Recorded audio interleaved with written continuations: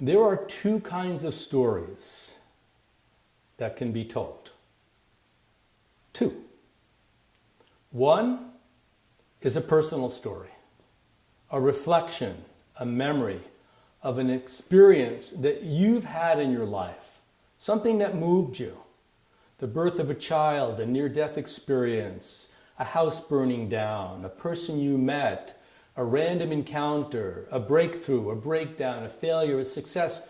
You get to choose, but something from your own life that you remember, that moved you, and has the power by the telling of that story to move another person.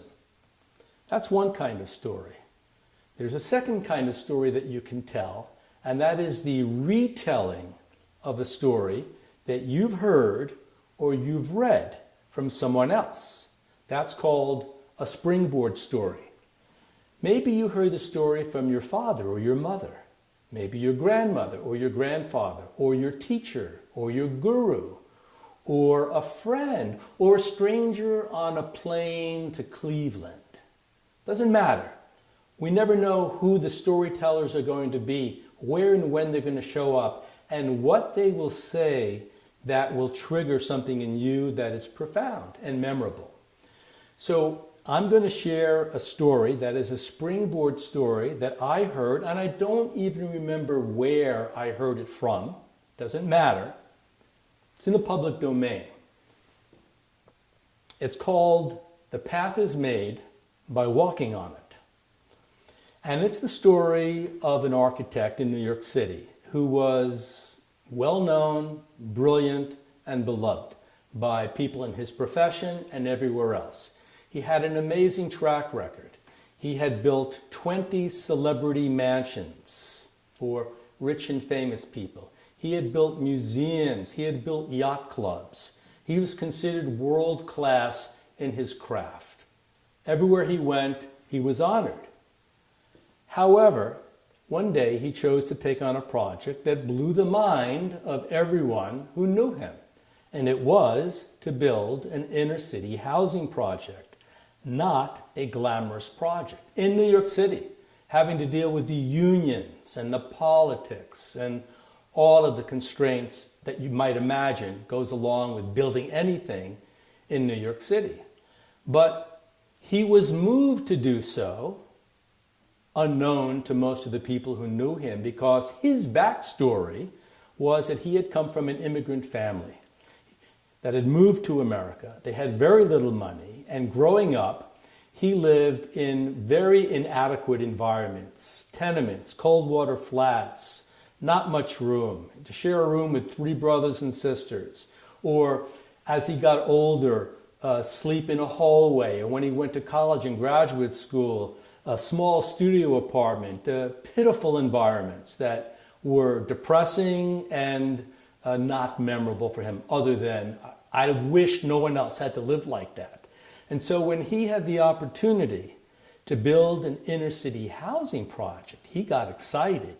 This was his chance to give back to thousands of people also faced with the challenge of affordable housing in a way that would be empowering and beautiful. So he had his day. He spent 18 months and he pulled off what was called at the time the Taj Mahal of inner city housing projects. It was amazing. The day came when it was time to dedicate the project, the launch of it. The mayor was invited, the deputy mayor was invited, the head of the Tenants Association.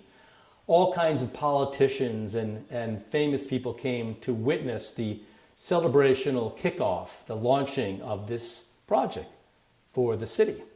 And there he was, the architect, with a magnum of champagne chilled over his head, and the photo op moment, he brings it down and he cracks it on the edge of building number 1, and there's a great applause and people are dancing and the new tenants are happy and the politicians are happy and the photographers and the reporters are happy and everyone's happy except one woman in the back who is pacing back and forth with a look of great dread and concern on her face.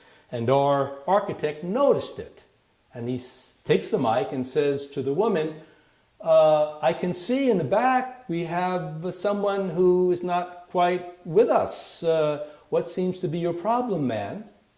She says, well, I'm confused. I'm very confused. I am a new resident of this building, and I'm happy to have affordable housing. It's such a great project.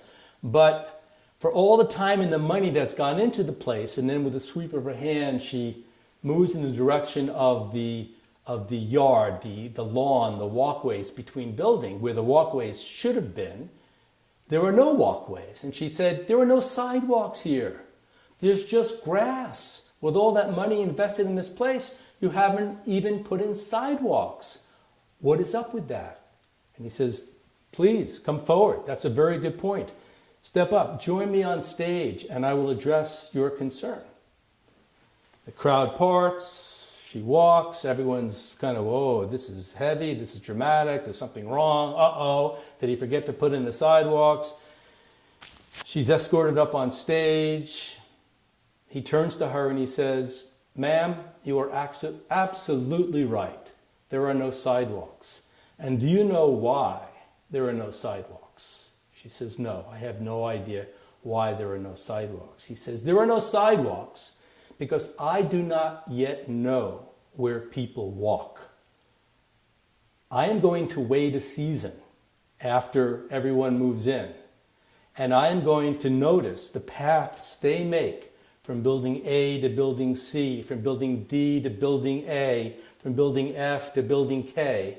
I'm going to notice the natural pathways that people make when they walk. And then, after that season, I'm going to pave over those paths. And those will be your sidewalks. Wow. She smiled, she hugged him, there was a big clap, a round of applause, and everyone got it. This architect wasn't just architecting his own concepts. He was acting in a very organic way. His building was going to take the shape of real people's real life, not his construct or his concept. So why that story is told and why that story has value is when me or you or any group of people you're working with is about to embark on a decision that is premature, a decision that is going to be made that is not grounded in any reality at all other than someone's concept of what the right thing to do is, when what's needed is pausing, waiting, gathering the information, and then responding. This story is an encouragement and an inspiration to consider that path. The path is made by walking on it. That's the story. And if you see a place and a time and an audience to tell it, by all means do.